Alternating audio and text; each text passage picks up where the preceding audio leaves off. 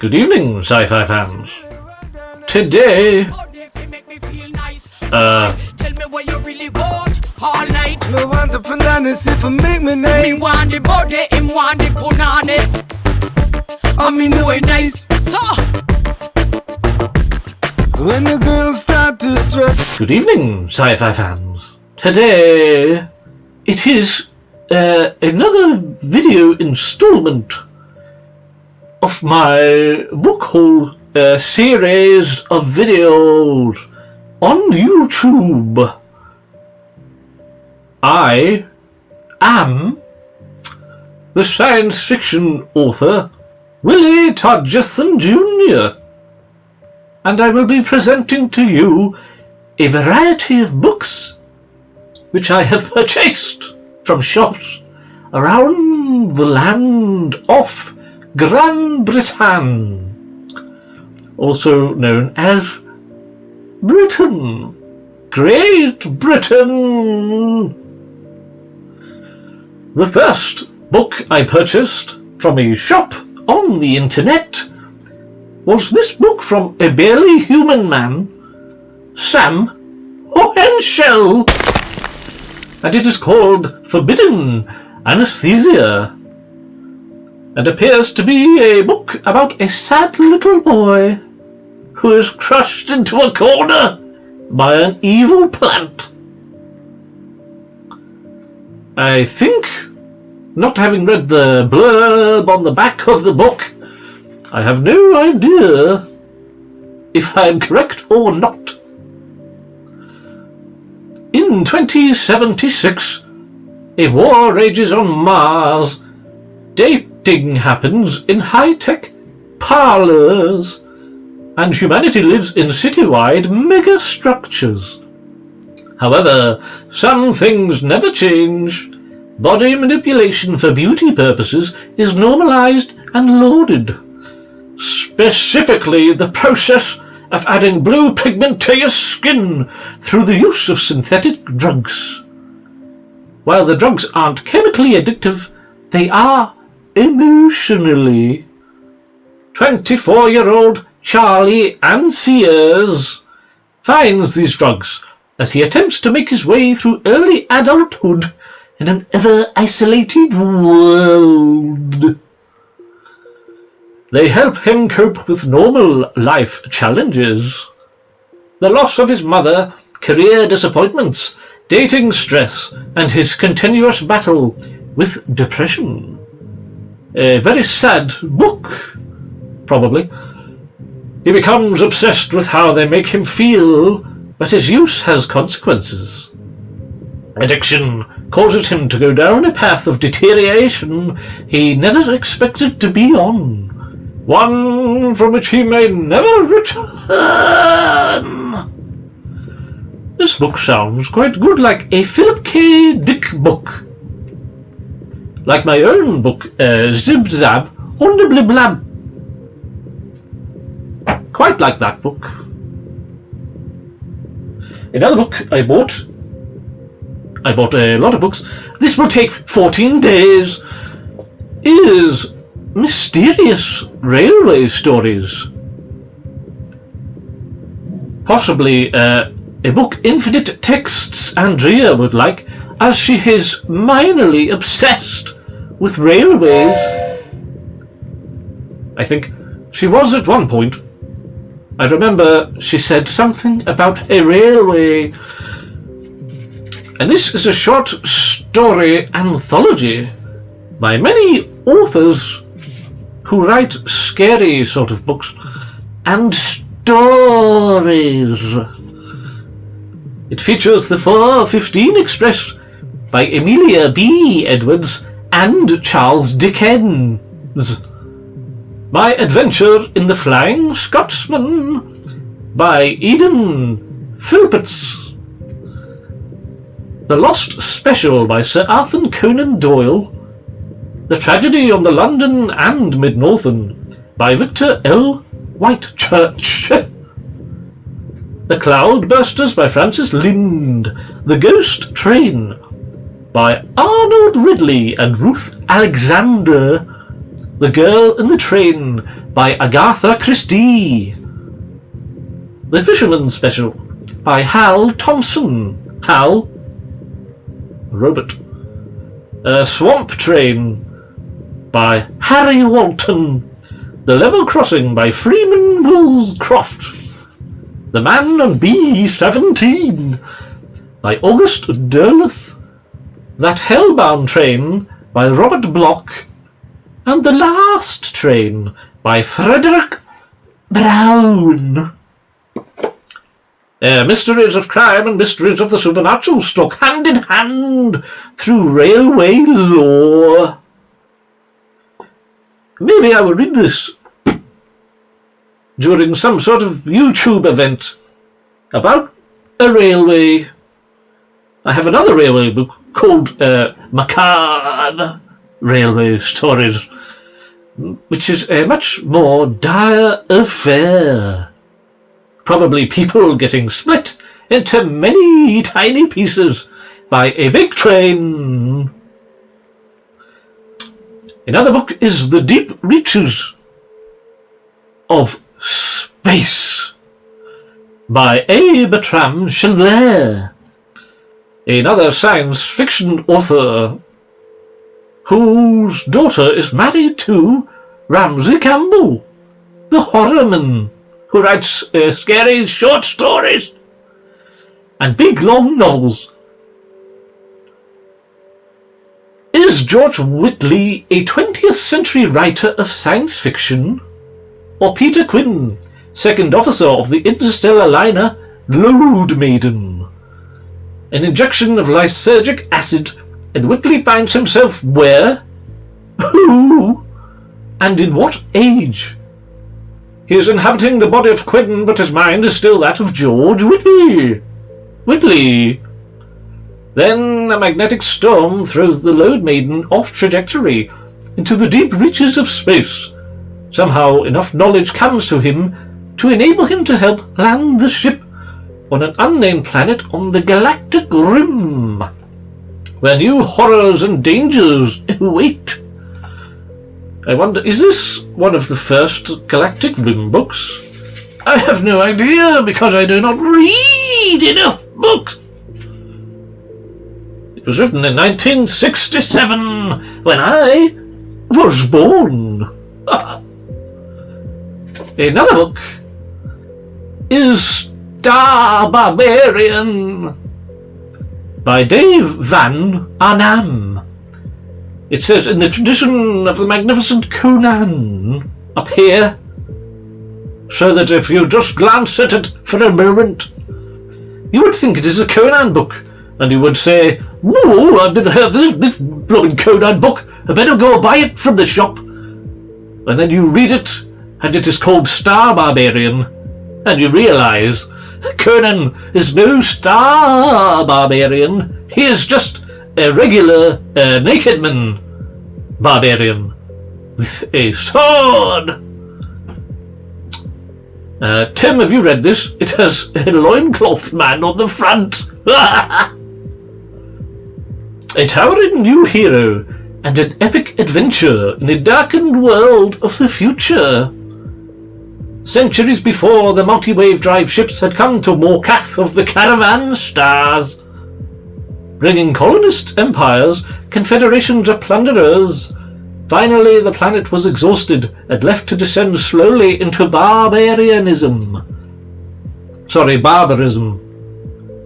Although barbarianism would make more sense. Now, savage tribal leaders fought over the blighted lands. Among those warriors was the young hunter Fuck.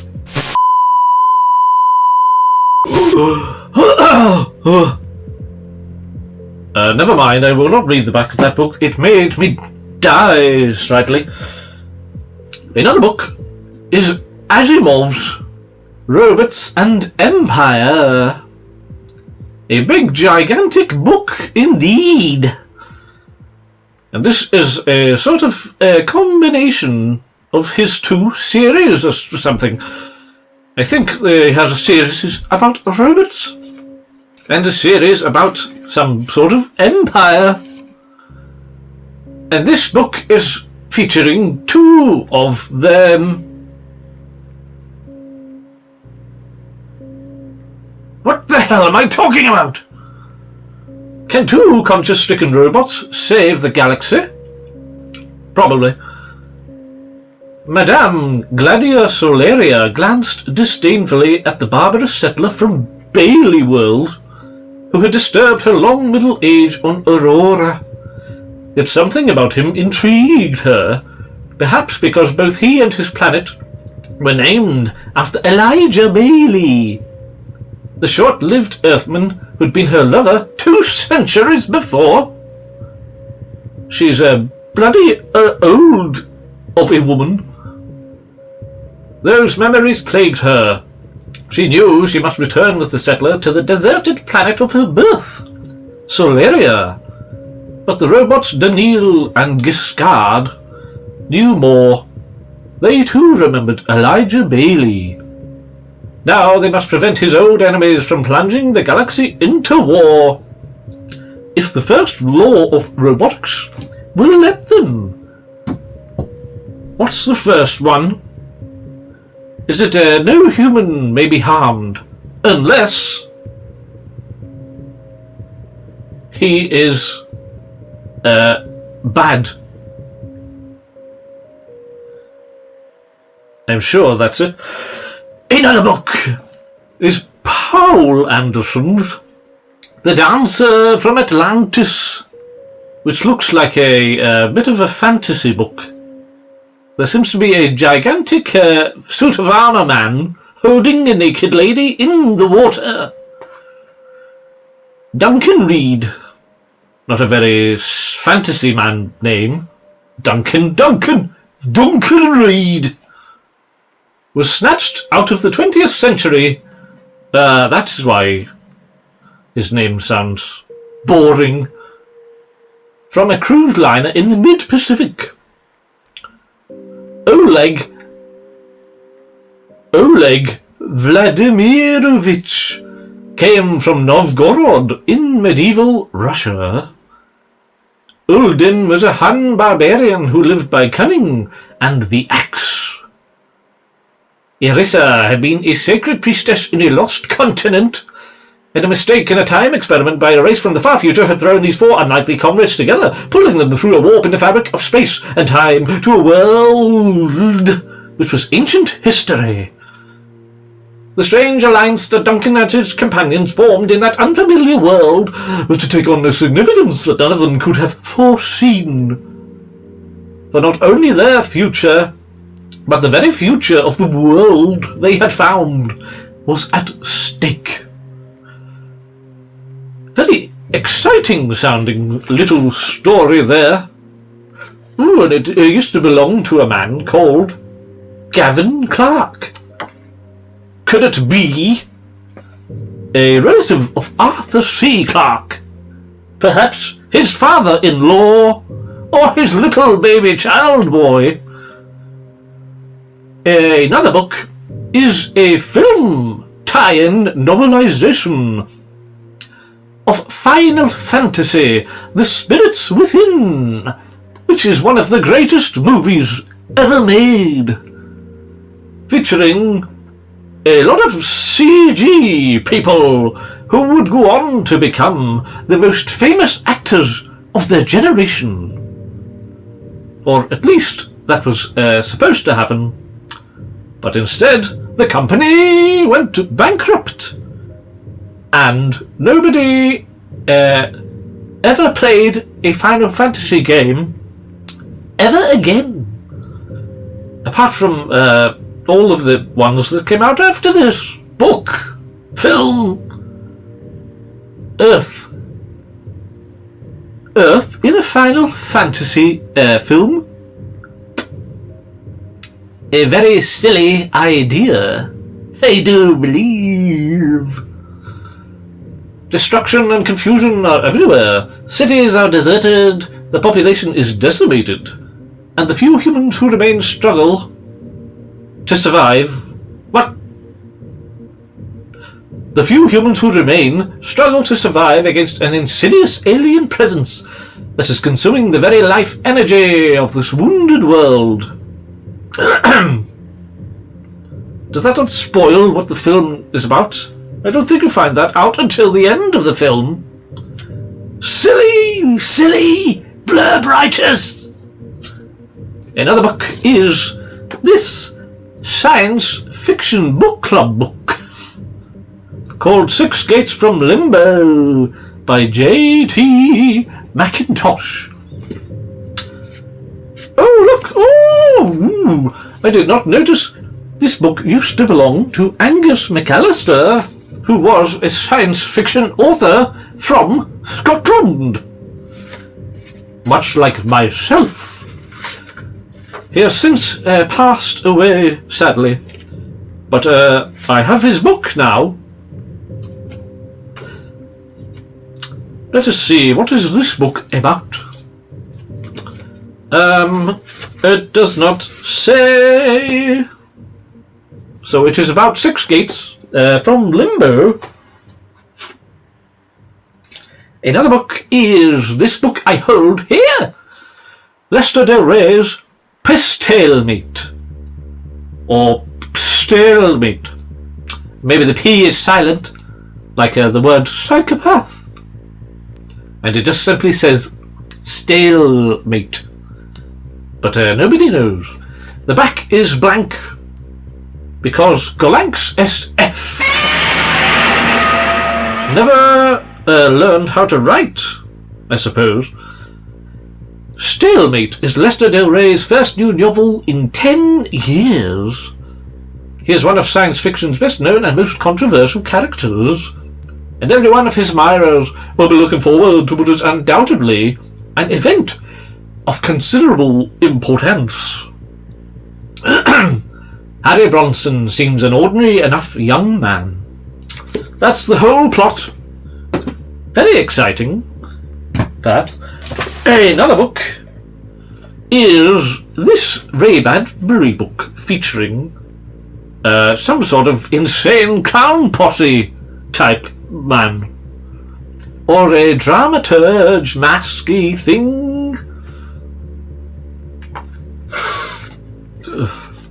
Smells like a mouldy man's sweaty cigarette. And this is the day it rained forever. Must be a day in Scotland. Apart from the last week where we have been being cooked alive by the sun's harmful rays. If you believe in the sun.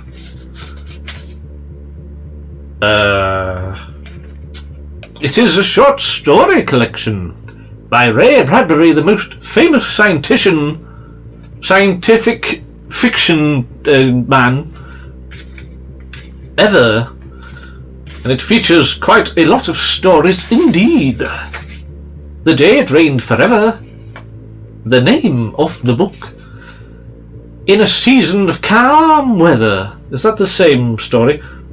The Dragon, The End of the Beginning, The Wonderful Ice Cream Suit, Fever Dream, Referent, The Marriage Mender, The Town Where No One Got Off,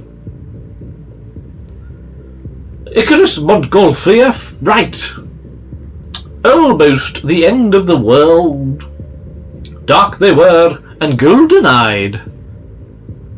I think there was a science fiction bookshop called Dark They Were and Golden-Eyed somewhere in the United Kingdom.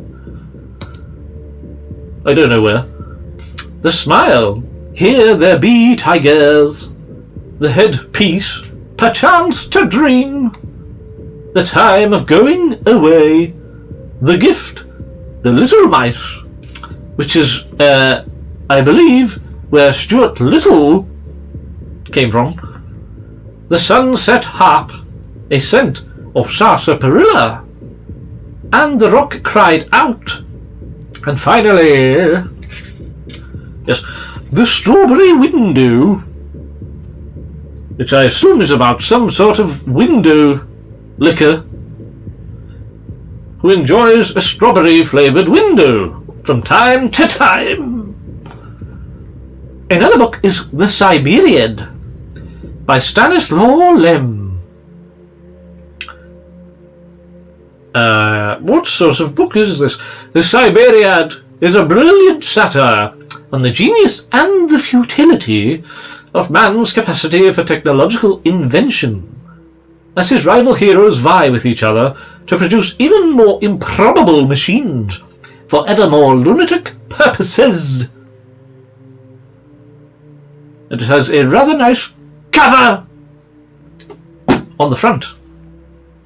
Another book is this very amusingly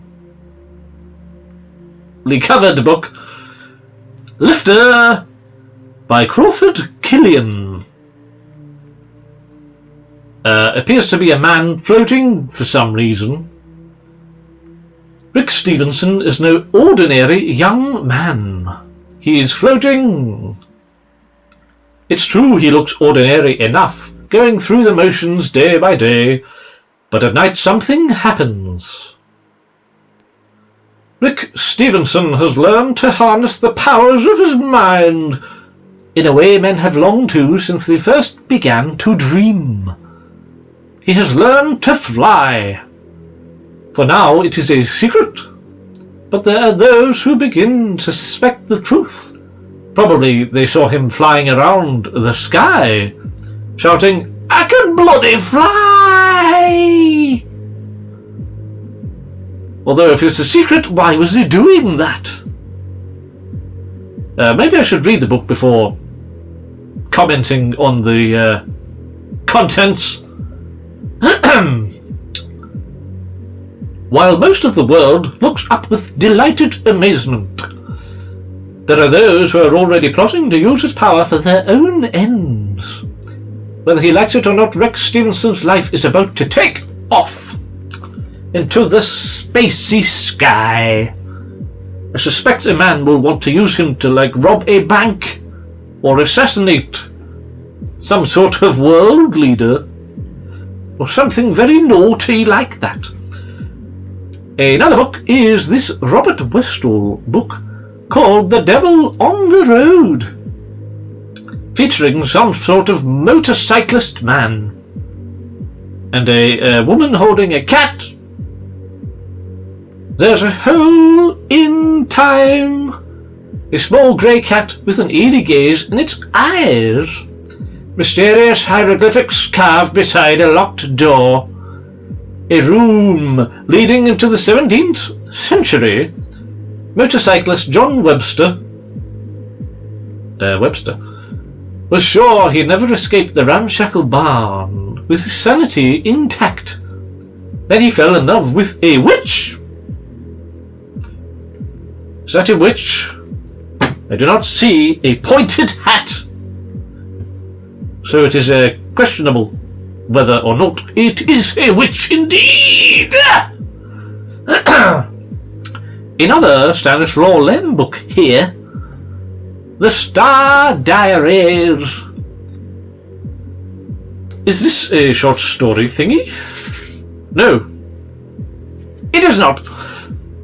Cosmonaut, time traveler, and battered hero of the Futurological Congress. Oh, I have that book as well. I haven't read it.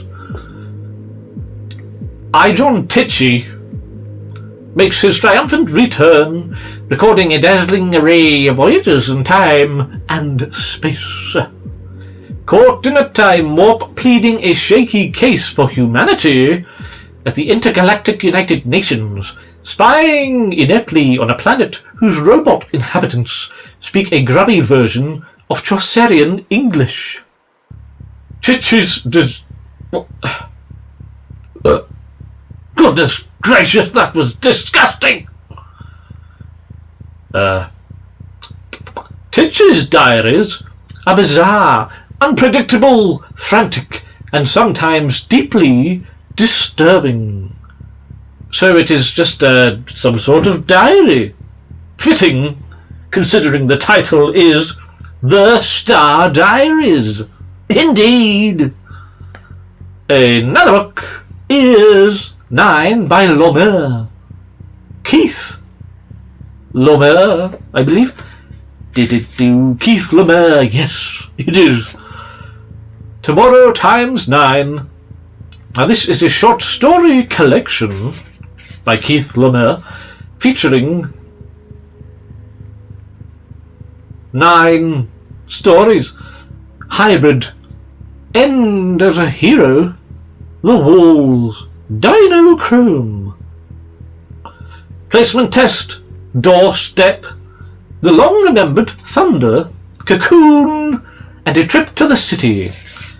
I've never heard anything about any of those stories, apart from that now they exist in a book. Here is another book. The Metal Smile, edited by Damon Knight. And this is a short story anthology about robots. The varied answers to this question, do not fold, bend, or mutilate, mark the beginning of our cybernetic society. How will it end? The varied answers to that question have proved to be fertile ground for some of the greatest science fiction imaginations. But perhaps we shouldn't look too closely into the future of cybernetics. It may be that the survival capacity of the thinking machine is greater than that of its maker. I should probably look inside the book. It features quite a lot of stories, actually. I will just read the authors. Brian W. Aldous, Frederick Brown, Robert Sheckley, Paul Anderson, Henry Kuttner, and C.L. Moore. Algis Budris, Walter M. Miller, Gordon R. Dixon, Philip K. Dick, Isaac Asimov, Idris Seabright, and Stephen Vincent Benetti. Let me see if I recognize any of these stories. No. None of them. Another book is The Killing Thing by Kate Wilhelm, featuring a spaceman who has been attacked by an orchard full of trees, flinging apples around the soil. Probably. Man and machine in a bitter duel to the death. A planet in the far reaches of space, a place of scorching desert, jagged rock, and tearing winds. A hell world. The man, Captain Tracy, a member of the most ruthless, brutal fighting force the galaxy had ever known. But would his training and ingenuity be enough to outwit the murderous machine that was stalking him? He was, after all, unarmed. The machine is a deadly, self-programming killer robot, armed with lethal laser beams and an uncanny cybernetic cunning, built by an oppressed race to take revenge against their harsh conquerors, the Earthmen. The climax shattering, violent, and totally unexpected. I wonder if the robot wins at the end. That would probably be unexpected in a book of this ilk. Another book is The Electric Crocodile by D.J. Compton, who was a science fiction author. In 1933, the physicist Kapitsa ordered for the facade of his new laboratory a crocodile's head in steel. The crocodile of science. The crocodile cannot turn its head. Like science, it must always go forward with all-devouring jaws.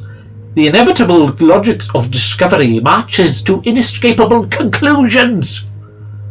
But must it? Can the future be manipulated? Yes. In science fiction terms, yes.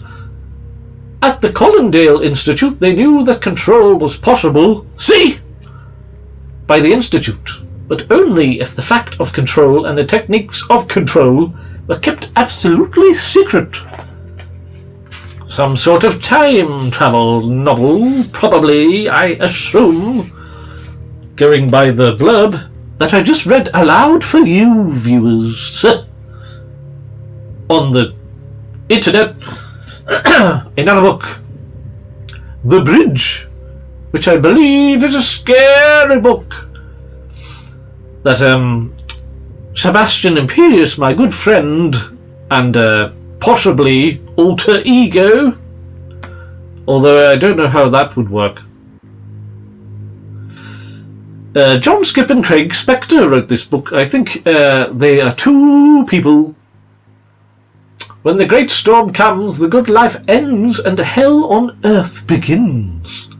For 100 years we've been tossing our toxic waste over our shoulders. No more. This morning while we slept, something woke up. It's virulent, malign, intelligent, ambitious. It's in our food, our water, our air. It's inside our bodies themselves, and it's not leaving. We are the bridge.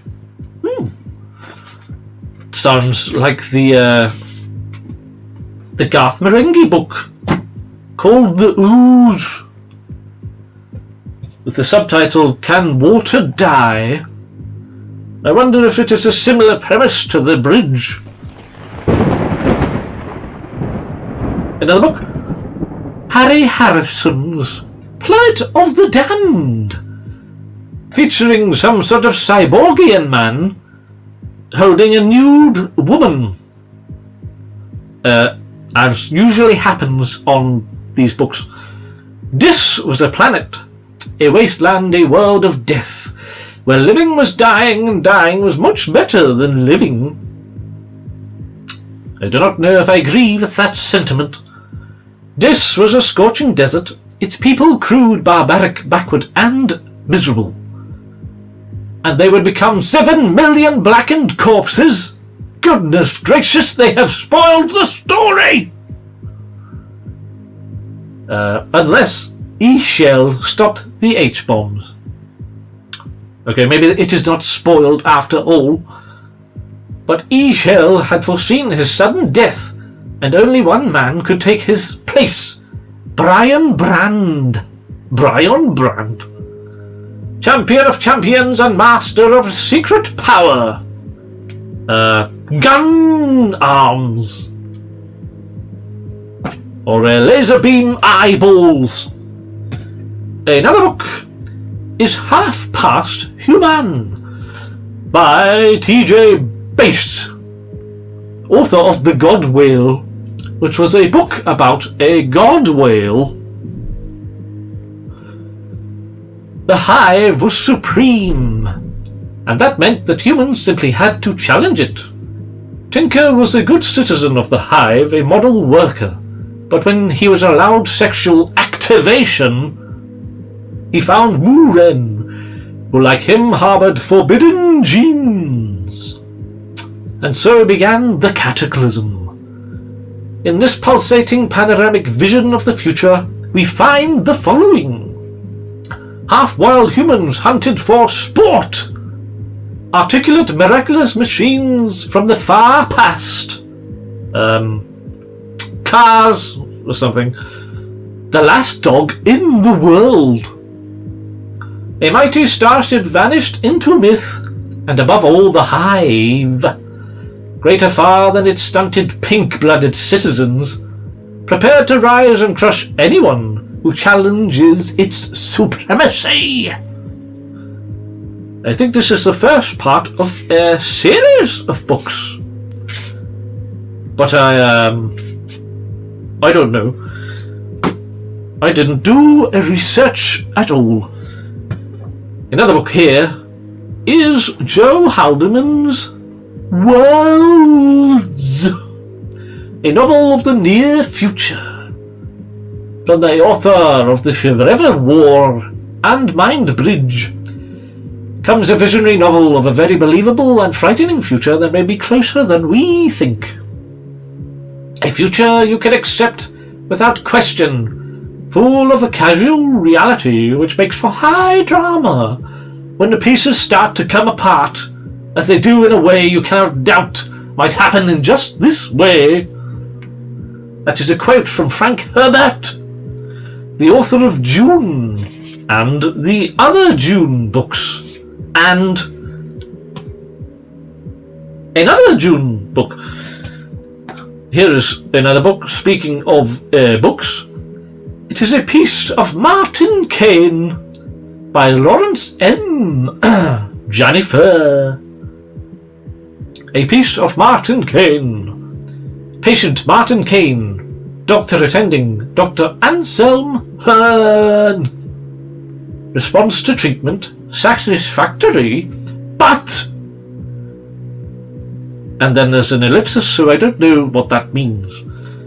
The time is the 21st century, and the only similarities are the physical bodies of men. Sickness.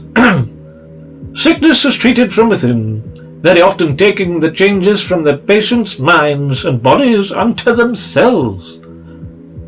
That might work. It might mean they actually bother their bottoms doing diagnoses properly. And now Martin Kane was well. And his nurse, Miss Annelle, was an angel. A real angel. This looks a bit like a laser book because of the big face there. Let's see. I don't know. Another book is here today. It is 10 from Tomorrow by E.C. Tubb. I don't know what E.C. stands for, but Tubb is a very abusing surname indeed. 10 Visions of Man's Future by a professional with a sharp eye for human weakness mirrored in the world of tomorrow. The Ming Vars tell the truth. The last day of summer. Fresh guy.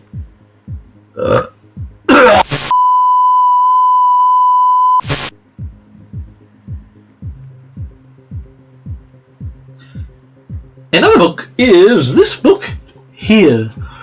The Stone God Awakens by Philip Jose Farmer. He was only a 20th century scientist whose experiments with atomic stasis had petrified him. But when he was accidentally unpetrified, millions of years later on a radically changed Earth, Ulysses Singing Bear was worshipped as a god by people no longer human. To enable his species to survive, he had to find a human mate. To do so, and to fulfill the single condition set by his worshippers, he had to confront a far greater spirit, the tree, a vegetative devourer who reached from continent to continent to continent, from the heavens to hell. It would have been an easy task for a god, but he was only a man, and perhaps the only man at that. The only man in the world. He might as well be a god.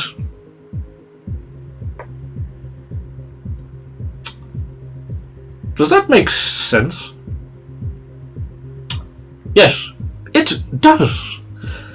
Another book here is another in the Master SF series, Other Worlds by Cyrano de Bergerac. When was this book written? I should say. Was it written in the 1900s? No, it was written in 1965, which was in the 1900s. I think if I... Cyrano de Bergerac sends his 17th century astronaut on an hilarious and lunatically dangerous mission through space and time to the awesome kingdoms of the Sun and Moon, a book of brilliant vision. Introduction and translation by Geoffrey Strachan, who sounds Scottish.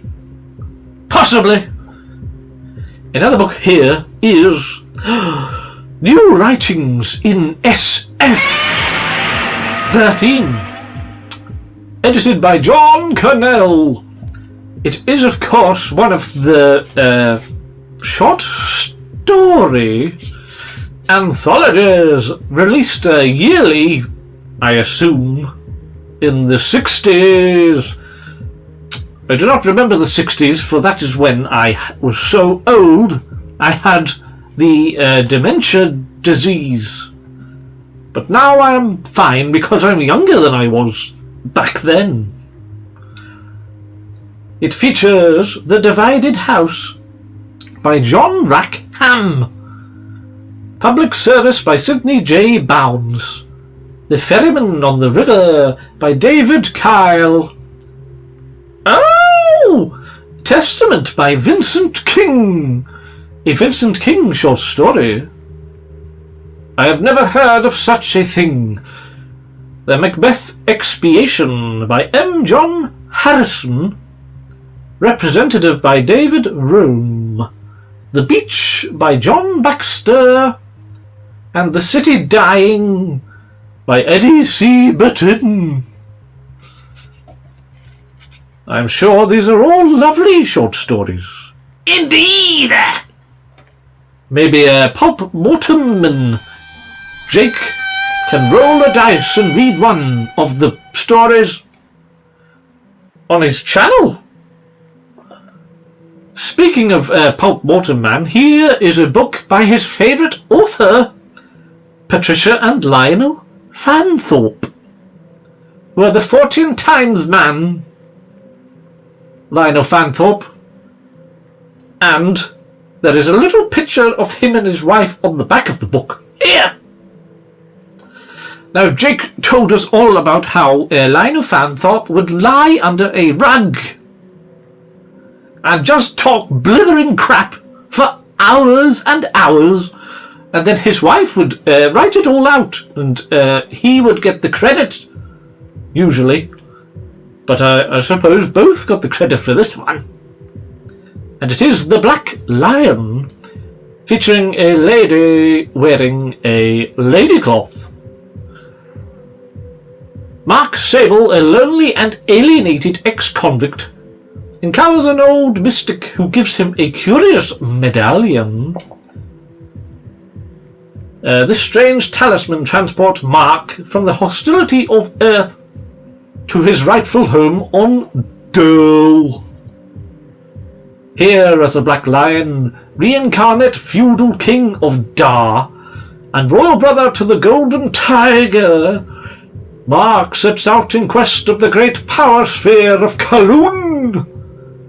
He learns that the shining tower of the Citadel is part of the crippled spaceship that brought him to Dole in his first incarnation centuries ago. This sounds mental.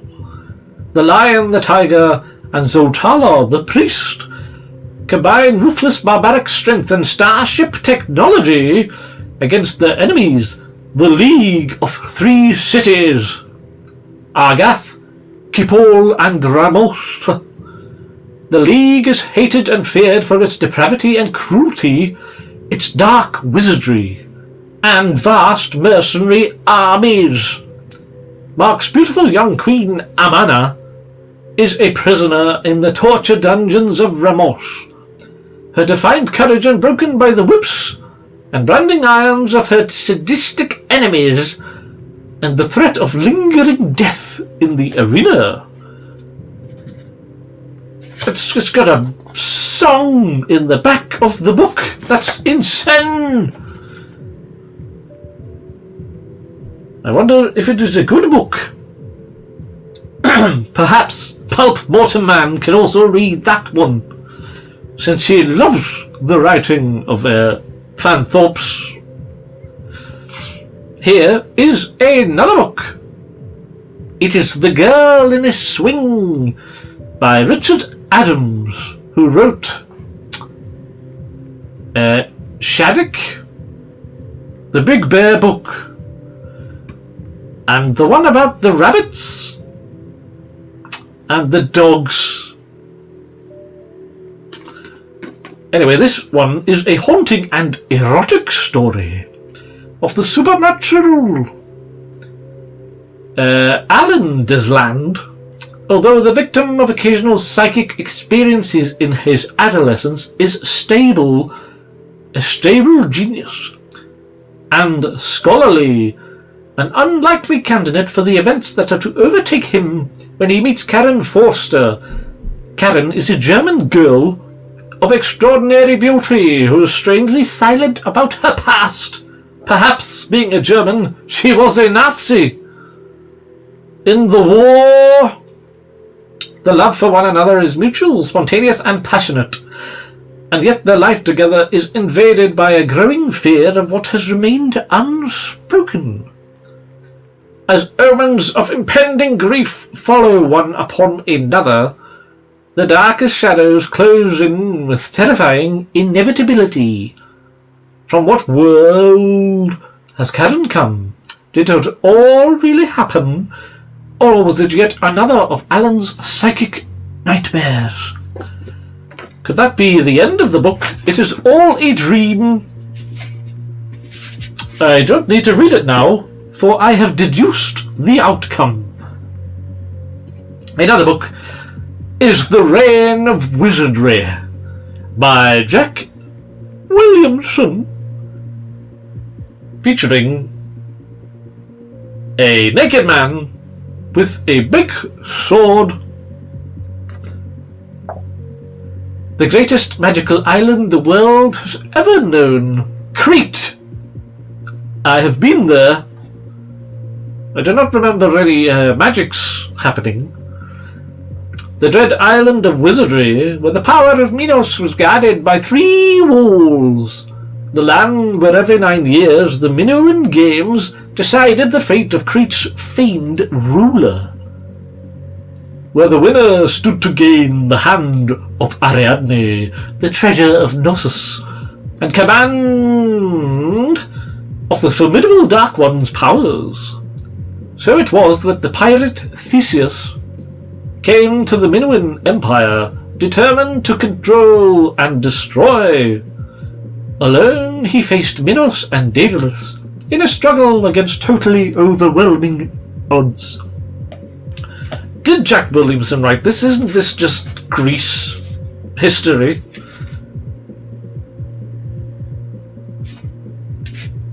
Did this actually happen? Who knows?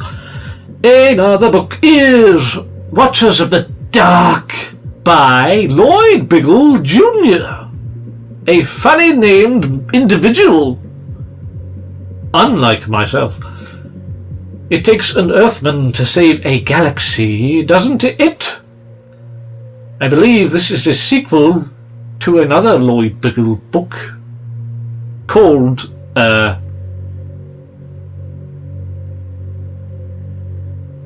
something. I thought I had the book there on my wall of books, but I do not see it. Oh! All the Colours of Darkness. And I have read that book myself! And this is Watchers of the Dark, which is possibly a sequel, but maybe not. I don't know, I forgot to read the back. And I cannot go back in time, even though you may think I can. You're just a liar. Let me see these 3 books go together. Raven 1, Sword Mistress of Chaos. Raven 3, The Frozen God, which is a big frog person. And Raven 4, Lords of the Shadows. And I already own Raven 2 somewhere. Did I show it off in an old book haul? I do not know. They are by Richard Kirk, the man. From out of the bonds of slavery there arose a warrior. A warrior feared across all lands, a warrior whose blade was stained with the blood of thousands, man and beast, who smiled as she killed, with hair as golden as summer sun, eyes as blue as the heavens, and a body which invited only love, yet dealt bloody, merciless death to her enemies. Why? Tell me where you really worked all night. Me want the bananas if it make me nice. So, a naked lady book. I don't know how Tim would feel about that. Meow. Here we go. There is another pile. Oh, my piles. Oh, good Lord. I apologize for this moment in the video. Should I cut it out? Probably not. Here are two books by Michael Falconer Anderson, The Unholy and The Woodsmen. Now these are both scary books from the 80s. What are they about? Let us find out together. The Unholy is violent death and mindless terror stalked the streets. The hooligan on the train died screaming as he was torn limb from limb.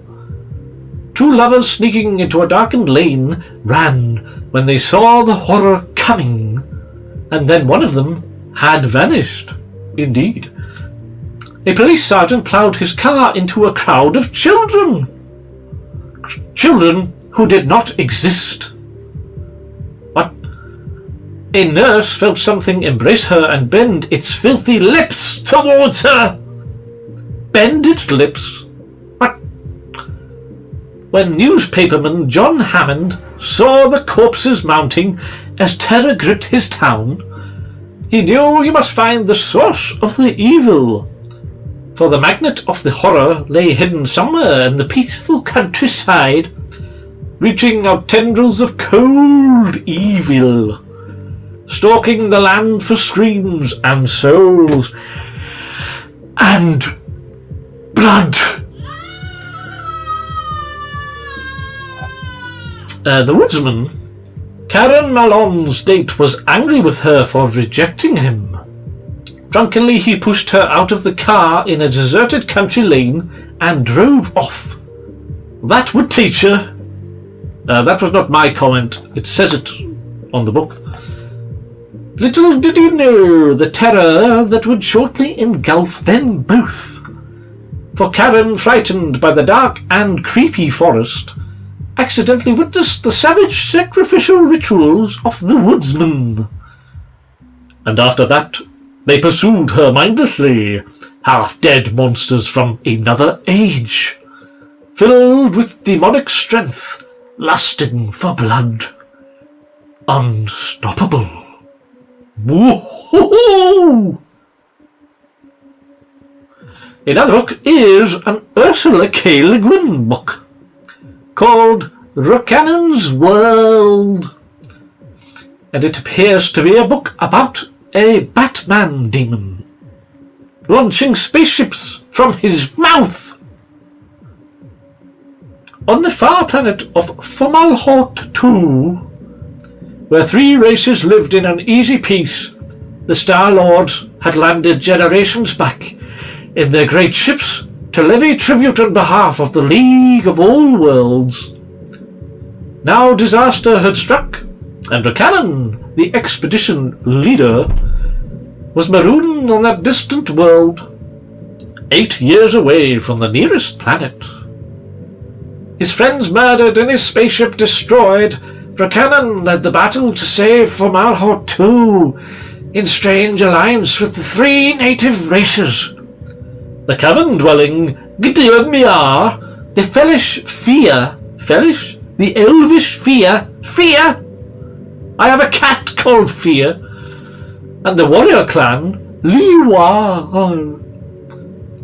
And in a desperate battle against an alien foe, the myths were born, and the legends grew. They were not his people, but the place became Rokanan's world.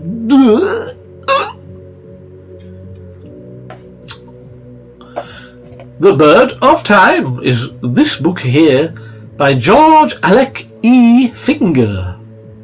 Now, I believe I picked up the first book in this series at some point before this time of now, but I have not read it. But this is a continuation, presumably, being a sequel. There are too many words on that, but it is a sequel to that other book by George Finger. Here is a book called Berserker Base by 7 people. Now this is based on Fred Saberhagen's Berserker series, I believe. And it is a collaboration by Paul Anderson, Edward Bryant, Stephen R. Donaldson, Larry Niven, Fred Saberhagen himself, Connie Willis, and Roger Zelazny. I think it is like a novel, but it is written out of short stories, and I presumably think perhaps the short stories were written by the different humans from the front of the book. Yes, it appears to be the case. I have not read any of the Berserker books. In fact, I do not own any of them yet. So if anyone would like to send me every single book in the Berserker series by Fred Saberhagen, I will gladly take them, and I will show them to the world of YouTube, and I will read them? That word doesn't sound right. I don't know what that means. Here we have another anthology called Space Opera, edited by Brian Aldis, featuring a rather silly cover with a weirdo freaky man on the front. Can you see it? I don't know. It is an anthology, and someone has ticked all of the stories they have read, I assume. B-Day Cosford, who has written his name in the front of the book. So he has read all the stories himself. This features a Robert Sheckley story, George Griffith, Donald Wandry, Daniel F. Galouye, Edmund Hamilton, Jeff Sutton, Thomas N. Scotia, James E. Gunn, Lee Brackett, Ray Bradbury, Jack Vance, A. E. Van Vogt, Charles Harness, Randall Garrett, Isaac Asimov, and Frederick Brown. That may be the same Frederick Brown story that was in that other anthology. But I do not know, and I cannot find it now because it is in a pile of 14,098 books. Another book is Still Life by Sherry S. Tepper, a novel of dark sorcery featuring a scary little claw coming out of a basement door. From the first time Sarah Chenoweth sees Madeline loitering in the neighborhood. She is convinced that the mysterious woman is evil. Then her next-door neighbor, Mr. Barber, hires the darkly beautiful woman to give his wife art lessons. Soon Madeleine moves into the spare bedroom, and the accidental deaths begin. Now Sarah herself is in danger, a danger that begins the day she discovers a painting that foretells the next gruesome death. Only Sarah, who is part Hopi Indian, can stop the supernatural killer. But first she must learn to use the long-lost powers of her ancestors in a magical showdown with a most unexpected source of evil. That sounds a bit racist to the indigenous people of America. Disgusting. Here we have another book, The Silent Warrior by L.E. Modessit Jr. Now, I accidentally bought this book because it was for sale, but it is the second book in a series, a trilogy, perhaps. So I do not want to read the back of this one. You can just make up your own plot synopsis. But here is another book, which I bought. It is Einstein's Bridge by John Kramer, author of Twister, which I assume is the novelization of Twister, the film about a big wind. And it says here special $3.99 price. But I paid £2.49 for it, so I believe that is an illegal statement. In a newborn 21st century, tunnels through space-time have connected our planet with hitherto unimagined alternate universes.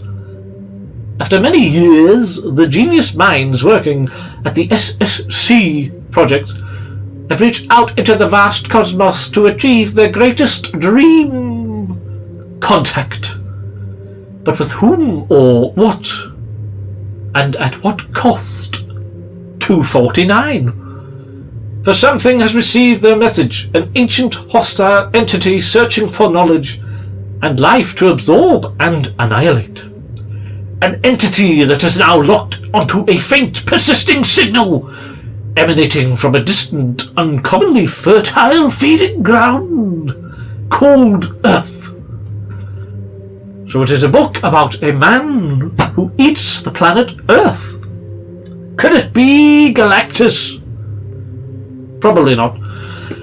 Another book is this short story anthology based on Buck Rogers, and it is called Arrival, and it features short stories by a load of people I've never heard of in my life. Apart from Robert Sheckley, I've heard of him. Now, everyone in the world used to watch Buck Rogers on the television when they were little boys, so I will not read it. You know what it's about. It's about Buck Rogers.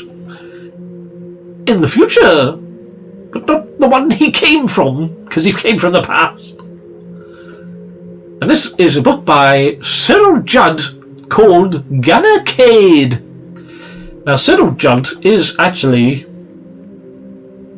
C.M. Kornbluth and someone else. Where is it? Judith Merrill. I definitely knew that and did not look in the front of the book to find out the answer. Cade was a mindless tool, one of a sworn brotherhood of celibate armsmen, the Emperor's most obedient servant. But circumstances made Cade an outlaw, and out of the peril of thought, a man finds liberty and love in this powerful fantasy of the future, co-authored by the inimitable C.M. Kornbluth. Don't you find it odd how it says co-authored by Kornbluth on the back, but does not say who he co-authored it with? You must delve into the internal workings of the book to find out that particular person. I think there may be something going on there that is naughty and rude. Now, here is another book which was read recently by someone. Was it Simon at Science Fiction Retirement Library? I don't know. It is part Jules Verne. I should read the title. It is The Man Who Lived in Inner Space by Arnold Federbush. Imprisoned in a mutilated, almost useless body, much like myself, the victim of a chemical plant explosion, Colin sought to return to inner space, the vast unknown realm of exquisite splendour and monstrous terror that lies beneath the ocean's face. Building himself a sea house, he journeyed to the depths of the waters, back to the source of life. Drawn by the siren, he went farther, deeper, till the final barrier was transcended, and he and the sea were one. Again, spoilers for the end of the book. And this book here is another book. It is After the King, and it is quite a chunky number indeed, by a lot of people, for it is a short story anthology. Stories in honour of J.R.R. Tolkien, who you may know as the author of the film series Lord of the Rings. Now, this book was put together by Martin Greenberg, and he did ask a load of authors to write a story in the Tolkien style of writing, and it features some very interesting titles and authors indeed. Stephen R. Donaldson, Reeve the Just, Terry Pratchett, Trowbridge, Robert Silverberg, A Long Night's Vigil at the Temple, Elizabeth Ann Scarborough, The Dragon of Tolun, Paul and Karen Anderson, Faith, John Brunner, In the Season of the Dressing of the Wells, Patricia A. McKillips, The Fellowship of the Dragon, Harry Turtledove, The Decoy Duck, Andre Norton, Nine Threads of Gold. Is that the rings? Charles DeLint, The Conjure Man, Dennis L. McKiernan, The Halfling House, about little short men probably, called Hobbles. Emma Boole, Silver or Gold, Karen Haber, Up the Side of the Air, Peter S. Beagle, The Naga, Mike Resnick's Revolt of the Sugar Plum Fairies, and Jane Yolen's Winter's King. And there's more. Barry Ann Malmsberg, Gotterdammerung. Barry Ann Malmsberg writing a Tolkien story. Gregory Benford's Down the River Road, and Judith Tarr's Death and the Lady. Could be something good in that book. We shall see when we read it. At some point. Another book is Daughter of the Bear King by Eleanor Anarson, author of to the resurrection station. Wash Day Miracle. On Monday morning, Esperance was doing her wash in Minneapolis. That night she was naked, wading in blood, battling a slimy feathered monster in a bone-cold Paris corridor, and enjoying it. By Tuesday, Esperance was back in Minneapolis. But not like before. Things had changed. Her husband and children barely knew her. She had a newly acquired taste for grubs and blood, and on familiar city streets strange creatures lurked between the cars. Sounds like a Portal fantasy book. I like the cover, it is good. Nearly finished the book haul. Here we go, it is Asimov's Mysteries, by the world best-selling author of I, Robot, Asimov. A devil's dozen of fiendish mysteries. Isaac Asimov is renowned the world over as creator of the magnificent Foundation trilogy, a galaxy-spanning saga of warfare and political intrigue. He has also vulturally pioneered the mystery story as a distinct branch of science fiction, with such novels as The Naked Sun and The Caves of Steel. Now Panther are pleased to present these 13 fiendishly ingenious stories of crime, murder, puzzlement, and detection in the far reaches of space and centuries in the future, by perhaps the most famous and consistently entertaining science fiction author of today. This book is a superb showcase of Dr. Asimov's brilliant storytelling talent, and it features the Singing Bell, the Talking Stone, What's in a Name, The Dying Night, Pâté de Foie Gras, The Dust of Death, A Loint of Paul, I'm in Marsport Without Hilda, Marooned of Vesta, Anniversary, Obituary, Starlight, The Key, and The Billiard Ball. Intriguing, mysterious, and a book. Here is another book. It is another Tolkien book called several things. Tree and Leaf, Smith of Wooten Manor, Major, The Homecoming of Bjorntoth. Bjornth.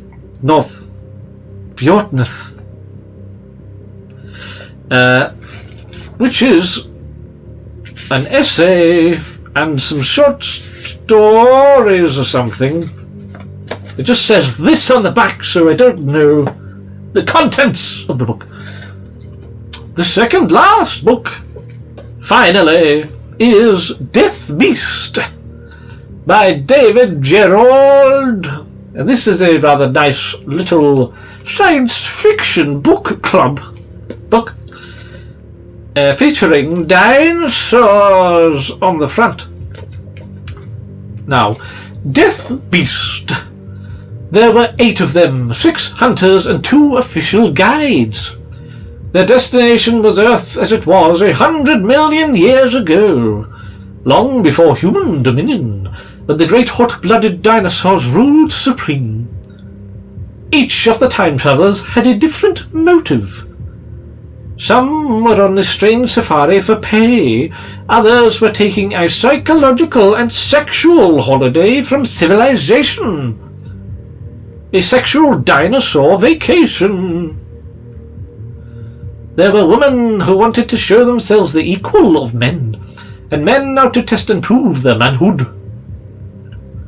But whatever their drives and desires, their strengths and weaknesses, the ultimate horror was waiting for them all. There was a time when man was not the master. This was the time of the Death Beast. Is a Death Beast the scientific name of a dinosaur? If so, I have been much mistaken in the past.